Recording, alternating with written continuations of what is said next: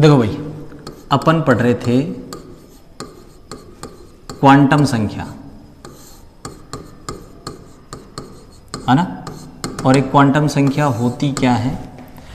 पहली क्वांटम संख्या तुमने पढ़ ली थी, कौन सी? मुख्य क्वांटम संख्या।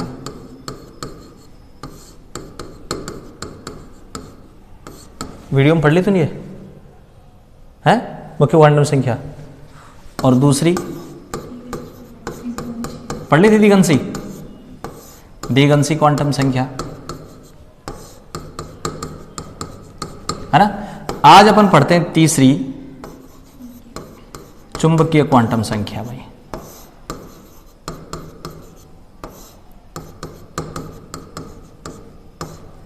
ठीक है। और एक चौथी होती है कौन सी? चक्रण क्वांटम संख्या। अपन पढ़ते कौन सी? चुंबकीय भाई। ये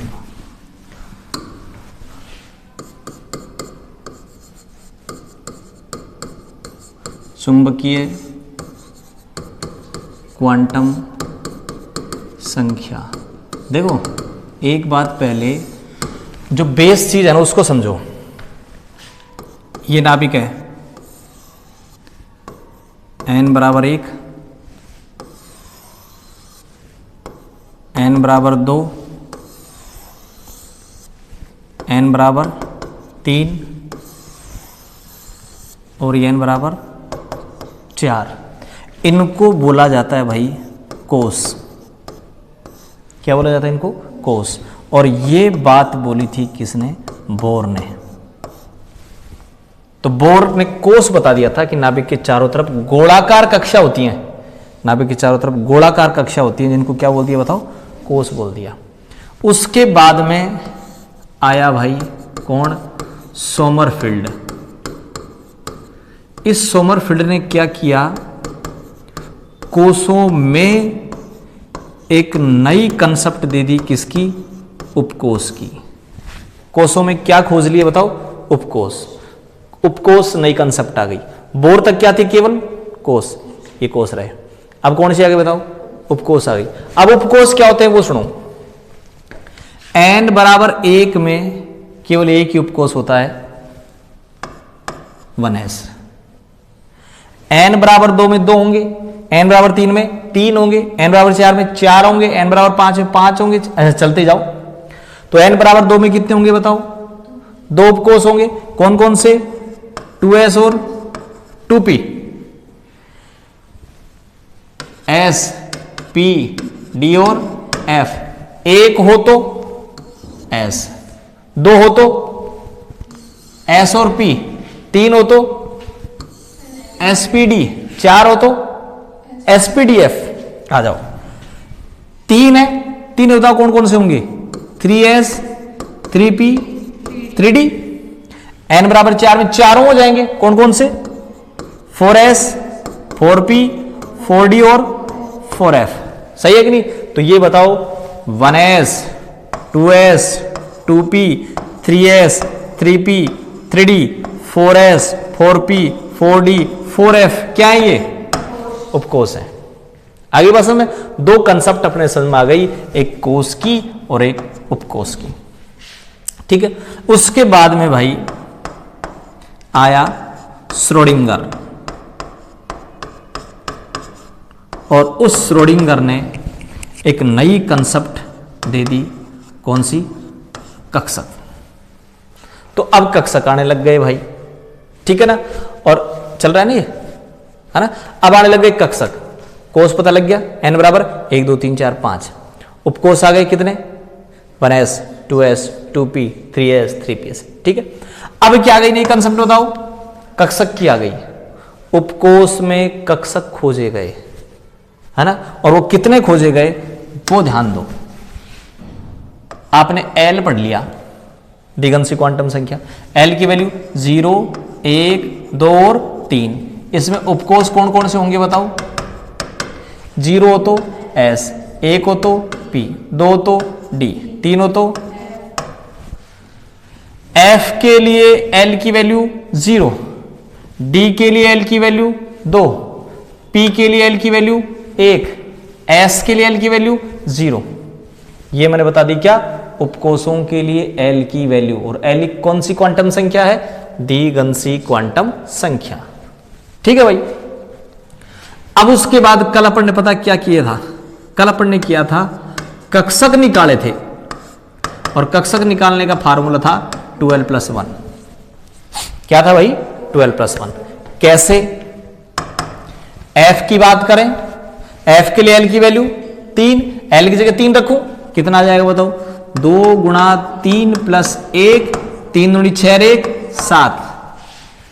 एफ उपकोष में 7 कक्षक होते हैं, लिख दो यहां, बोलो, एफ उपकोष में 7 कक्षक होते हैं। पहली बात, किस में निकालें भाई, डी में। कक्षक निकालने का फार्मूला बोलो, 12+1। एल की वैल्यू डी के लिए 2 रखो यहां, 2 गुणा 2 + 1, 2 दूनी 4 1 5। तो बताओ डी के लिए, डी उपकोष में कक्षक बोलो कितने, 5। ठीक है, पी में आ जाओ, कक्षक निकालने का फार्मूला लिखो, 12+1। पी के लिए एल की वैल्यू 1, 2 गुणा 1 + 1, 2 1 2 1 3। पी उपकोष में कक्षक कितने, सही है, एस बच गया, एस में कक्षक 12+1। एल की वैल्यू कितनी, 0, 2 गुणा 0 + 1 बराबर 1 आ गई भाई, 2 गुणा 0 + 1 बराबर 1 आ गई है, सही है। दोबारा बोलो, एस पी डी एफ, कक्षक बोलो 1 3 5 7, 1 3 5 7, 1 3 5 7। कक्षक निकालना गया भाई। ठीक है, अब अपन को सब चीज की जानकारी होनी चाहिए। पहला अपन ने पढ़ लिया था क्या, कोष, बोर ने दिया था। उसके बाद अपन ने पढ़ लिया क्या, उपकोष, ये एसपीडीएफ उपकोष ही तो है, ये उपकोष सोमरफील्ड ने दिया था। आज अपन ने निकाल लिए क्या, उपकोष में कक्षक, और कक्षक की जानकारी दी थी श्रोडिंगर ने। किसने, श्रोडिंगर ने भाई। तो कोष आ गया, उपकोष आ गया, कक्षक आ गया। ठीक है, अपन आज बात करते हैं अपनी नई क्वांटम संख्या, कौन सी, चुंबकीय क्वांटम संख्या। पहली बात, ये दी किसने दी थी भाई, लिंडे ने दी थी। कुछ बुकों में जीमान भी लिखा हुआ मिल सकता है भाई। ठीक है, तो लिंडे ने दी थी। एम से प्रदर्शित करते हैं,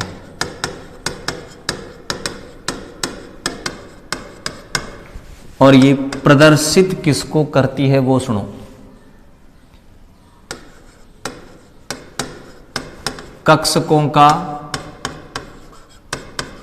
अभिविन्यास बताती है। बताओ एक बार, क्या बताती है, कक्षकों का अभिविन्यास। अब ये कक्षकों का अभिविन्यास से मतलब क्या है, ये दोनों तो याद करने वाली बात है। कक्षकों का अभिविन्यास क्या होता है ये समझ में नहीं आया। ठीक है, तो मैं बताता हूं, देखो पहले इस चीज को लास्ट में समझाऊंगा, पहले एक चीज शान से सुने। एम के कुल मान निकालने का फार्मूला है 12+1।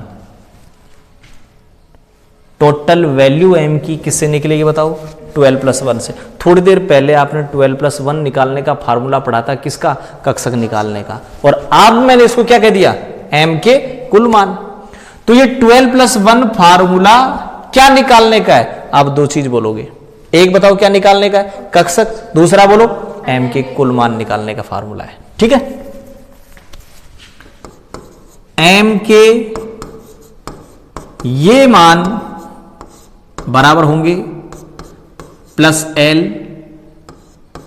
2 -L 0 शामिल।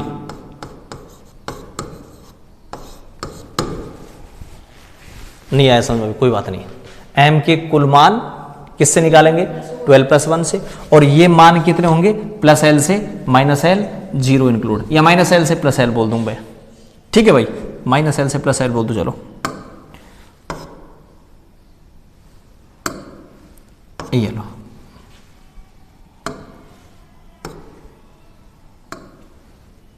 Minus L to plus L. ये अभी अपने समझ में नहीं आई बात। अब मैं स्टार्ट करता हूं दोनों को समझाना।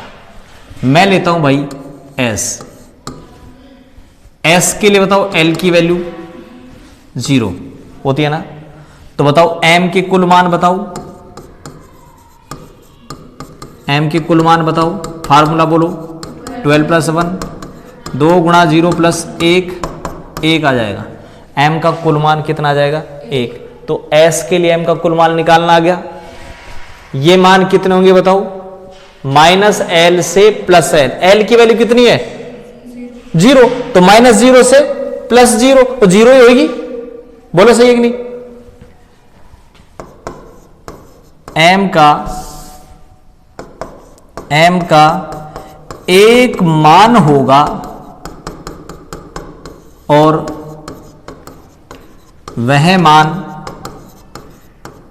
0 होगा। एक मान होगा और वो कौन सा होगा? 0। वैल्यू ये होंगी, देखो भाई, 0, minus 1, minus 2, minus 3, plus 1, plus 2, plus 3। अगर किसी की वैल्यू 1 आती तो 0, 3 आएगी तो बताओ कौन कौन सी होंगी? माइनस 1, 0, प्लस 1, 5 होंगी तो बताओ? Minus 2, minus 1, 0, plus 1। ठीक है, दोबारा बताओ, एक वैल्यू हुई तो 0, यहां से चलेंगे आप, यहां से चलेंगे। दोबारा बताओ, एक वैल्यू हुई तो 0, 3 हुई तो माइनस 1, 0, प्लस 1, 5 हुई तो माइनस 2, माइनस 1, 0, प्लस 1। आगे बात समझ में? बस सीधी सी बात। अब तो एस के लिए निकाल लिया अपन ने, किसके लिए निकालो बताओ? देखो एक चीज को ध्यान रखना, एस उपकोष की अगर आप बात करते हैं तो एस उपकोष में एम का कुल मान कितना होगा? 1। और कक्षक भी कितने आएंगे? क्योंकि ये फार्मूला कक्षक निकालने का भी तो है, तो बताओ इसमें कक्षक कितने आएंगे? कक्षक भी 1 आएगा और अभिविन्यास भी 1 आएगा। तो इसका मतलब ये जो फार्मूला है ना, ये फार्मूला 3 चीज निकालने का है। पहला बताओ क्या? एम का कुल मान।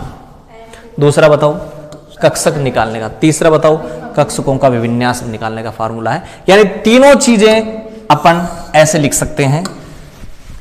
क्या? एम के कुल मान बराबर कक्षकों की संख्या बराबर कक्षकों का अभिविन्यास। कक्षकों का अभिविन्यास क्या होता है ये समझ में नहीं आया भाई? अभी एम की कुल मान निकालना आ गया, कक्षकों की संख्या निकालने आ गई, ये अभी नहीं बात कर रहे अपन। अगला चलें, एस के लिए निकालना आ गया, किस पर चलें भाई? पी पर चलें। एल की वैल्यू बोलो 1 होती है, ठीक है। एम का कुल मान बोलो, एम के कुल मान बोलो 12 प्लस 1, 2 गुणा 1 प्लस 1, 3। ये मान कौन से होंगे? Plus L, sorry, minus L से प्लस एल। एल की वैल्यू कितनी?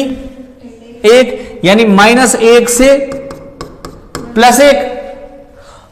माइनस 1 से प्लस 1 का मतलब माइनस 1, 0, प्लस 1। बोलो सही है कि नहीं? इधर लिख दो वापस एक बार, 0, minus 1, minus 2, minus 3, plus 1, plus 2, plus 3। 3 value आ गई भाई, 3 वैल्यू होंगी। बोलो सही कि नहीं? तो ये मान कौन से होंगे बताओ? पहले बता दिया, एम के कुल मान तो होंगे 12 प्लस 1, और वो कौन से होंगे? माइनस एल से प्लस एल, ठीक है। कक्षक कितने? 3। ओरिएंटेशन कितने?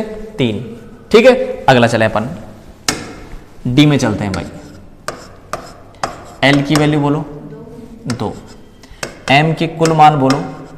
अब समझ में आ जाना चाहिए भाई, 12 प्लस 1 से 2 गुणा 2 प्लस 1 से कितना आ गया, m के कुल मान 5 आ गए, m के कुल मान 5 आ गए।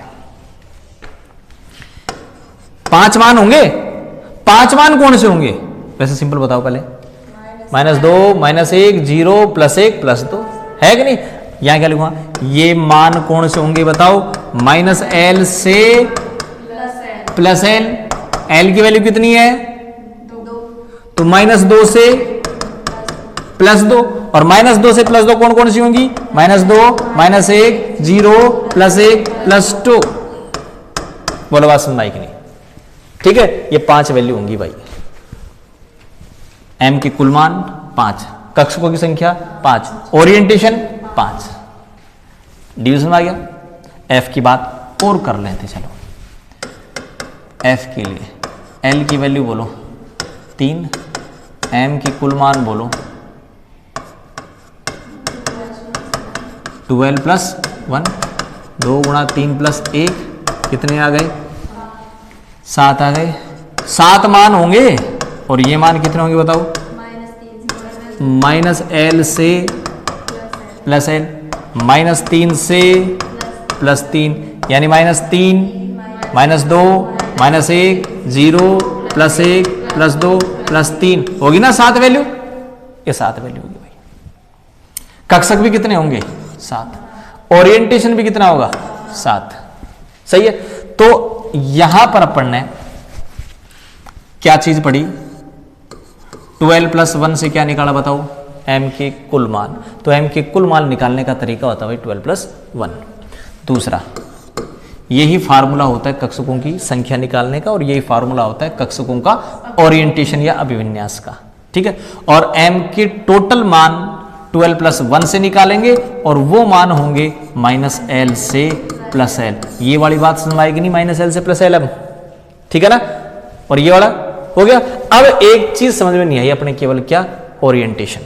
अब अपन बात करते हैं ओरिएंटेशन की भाई, ठीक है। ओरिएंटेशन की बात क्या है वो समझो। ये अपने पास भाई, चलो एक बार वापस बात करता हूं P की, फिर समझाऊंगा। P की L की वैल्यू बोलो, 1 2 1 SPDF, SP कितना, L की वैल्यू 1। कक्षक बताओ इसमें अब, 12 प्लस 1 बोलो, 2 गुणा 1 प्लस 1 कितना, 3 कक्षक होंगे इसमें। और वो 3 कक्षक कौन कौन से बताओ, PX PY और PZ। ये होता ना 3, कल ही बताया था मैंने कि P उपकोष में 3 कक्षक होते हैं। कौन कौन से, PX होता है, एक PY होता है और एक PZ होता है। PX होता है जिसमें इलेक्ट्रॉन डेंसिटी X पे हो, और Y होता है जिसमें इलेक्ट्रॉन डेंसिटी Y पे हो, और Z होता है जिसमें इलेक्ट्रॉन डेंसिटी Z पे हो भाई, ठीक है। तो P उपकोष में कितने कक्षक होते हैं, 3। कौन कौन से भाई, PX PY PZ। आगे बात समझ में।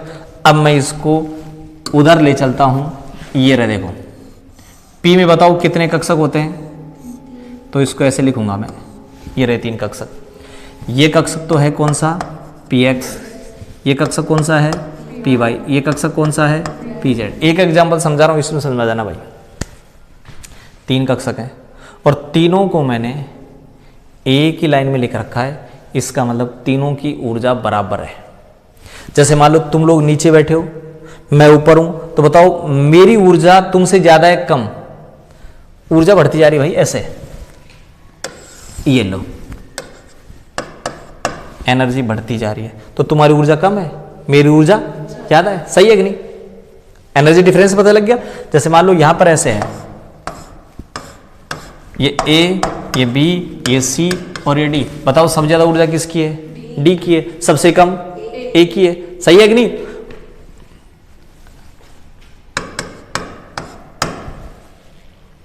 अब D और E की ऊर्जा बताओ बराबर है कि नहीं, दोनों की ऊर्जा बराबर है। तो मैं यहां यही बताना चाह रहा था कि PX की, PY की और PZ की ऊर्जा समान है।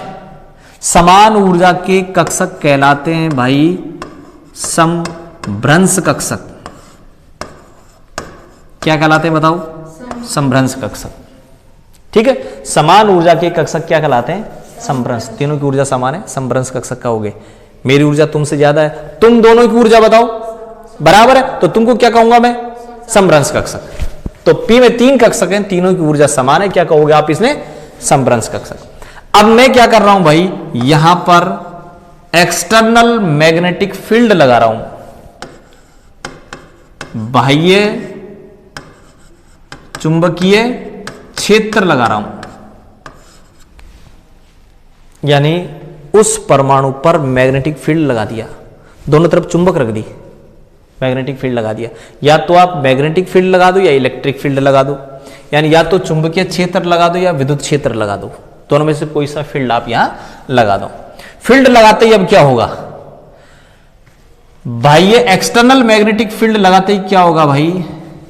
इन तीनों की ऊर्जा समान नहीं रह पाती है और ये 3 भागों में बट जाते हैं। कैसे?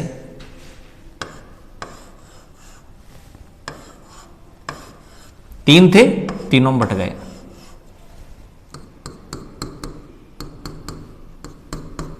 ये लो भाई, एक बार लिख दो। कितने में बट गए बताओ? 3 में। पहले ऊर्जा क्या थी बताओ? पहले ऊर्जा क्या थी? समान थी। समान ऊर्जा थी तो आपने क्या कहा इनको? समभ्रंश कक्षक। अब इनकी ऊर्जा समान नहीं है,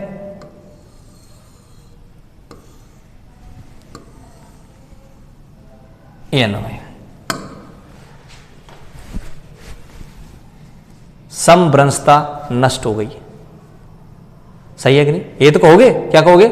समभ्रंशता नष्ट हो गई भाई, और 3 ऊर्जा स्तर बन गए। अब क्या बन गए? अब 3 ऊर्जा स्तर। इसकी ऊर्जा कम, थोड़ी सी ज्यादा और ज्यादा, बोलो सही कि नहीं?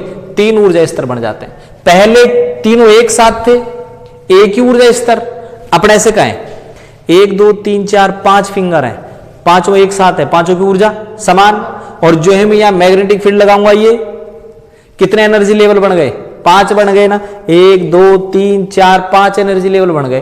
तो जो ही मैंने एक्सटर्नल मैग्नेटिक फील्ड लगाया, एक्सटर्नल मैग्नेटिक फील्ड लगाते ही इनकी समभ्रंशता नष्ट हो जाती है और ये 3 ऊर्जा स्तर में बढ़ जाते हैं, 3 ऊर्जा स्तर में बढ़ जाते हैं, जिनकी वैल्यू बताओ कितनी? -1 0 +1। ये तो थे 3 वैल्यू, 3 वैल्यू ये थी। और अगर वो 5 में बढ़ते, फॉर एग्जाम्पल मैं अगला भी साथ साथ ले लेता हूं। मान लो ये डी में कितने कक्षक होते हैं? 5 होते हैं भाई। 1 3 5 7 एस पी डी एफ, 1 3 5 है ना, 5 है। और जो ही आप इसमें एक्सटर्नल मैग्नेटिक फील्ड लगाओगे, बताओ कितने में बटेंगे? 5 में बढ़ जाएंगे ना, 5 एनर्जी लेवल बन जाएंगे।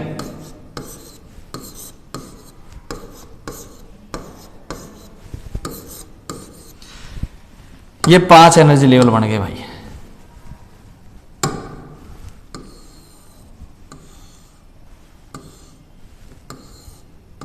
ये लो 5 एनर्जी लेवल बन गए। और इनका एम की वैल्यू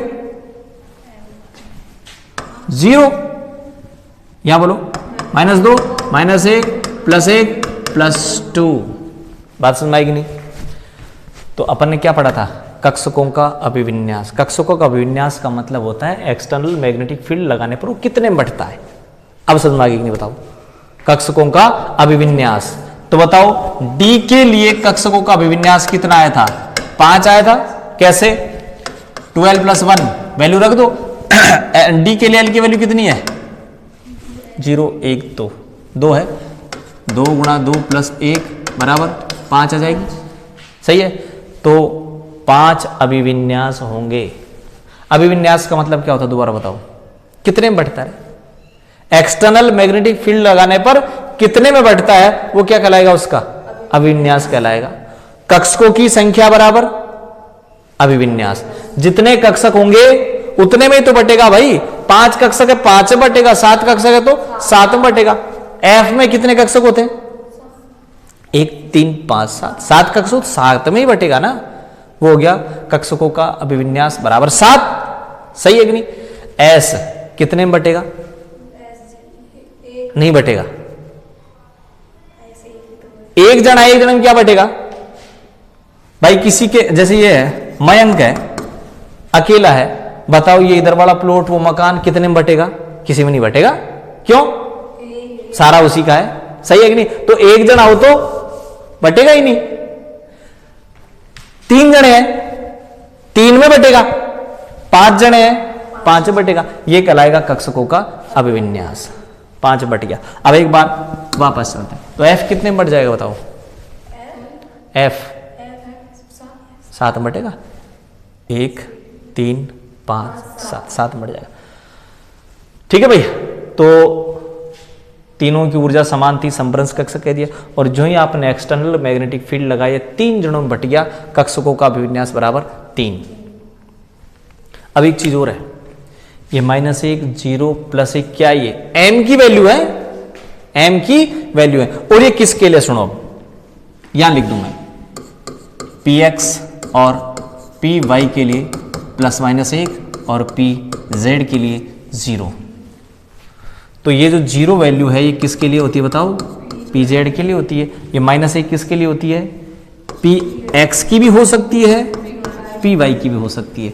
ये बोलो, px की भी हो सकती है, py की भी हो सकती है। कई बार ऐसा आ जाता है पेपरों में, एग्जामों में, कि px के लिए m की वैल्यू होगी ऑप्शन A, B, C और D। 0, -1, -2, +1। बोलो भाई, बोलो। 1 मिनट, इसको मैं, चलो रहने दो, इसको हटाई दूं मैं, +2। अब बोलो भाई, ये रहना भाई, या तो +1 होगी या -1 होगी। सही है कि नहीं? और आ जाए पेपर में ऐसे pz के लिए बताओ। pz के लिए m की वैल्यू होगी A B C D 0 1 2 3। pz के लिए 0 होगी भाई। अच्छा A बोला क्या? ठीक है ना, मैंने सुना 1। आगे बात समझ भाई। अब बताओ यहां जो अपन ने पढ़ा था वो समझ में आया कि नहीं? अब दोबारा मैं एक बात पूछूं, ये आ गया ना? ये समझ में ना?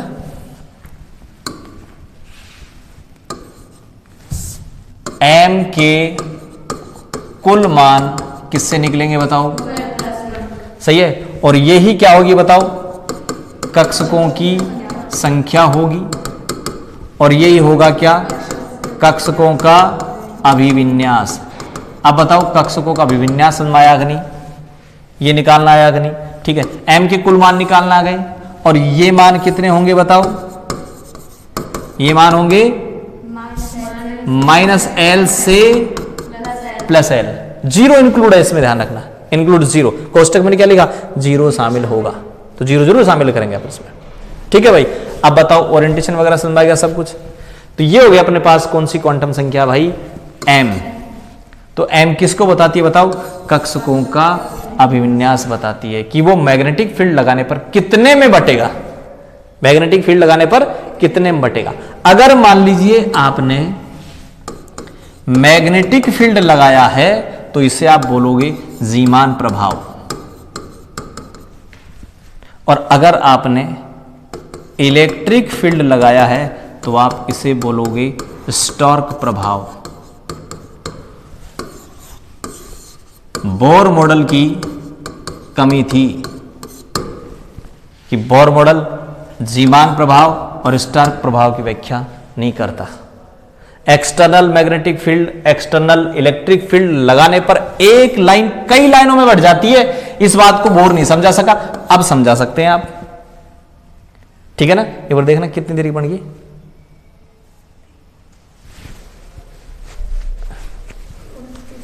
उनतीस बन गई, तो कल समझाएंगे फिर आगे। तो ठीक है ना भाई? क्या समझना है अब कल अपन को? यह समझना है कि एक लाइन ज्यादा लाइन में कैसे बटी। ठीक है ना? एम समझ में आ गई आज? ठीक है, कल अपन अगली क्वांटम संख्या समझेंगे ना।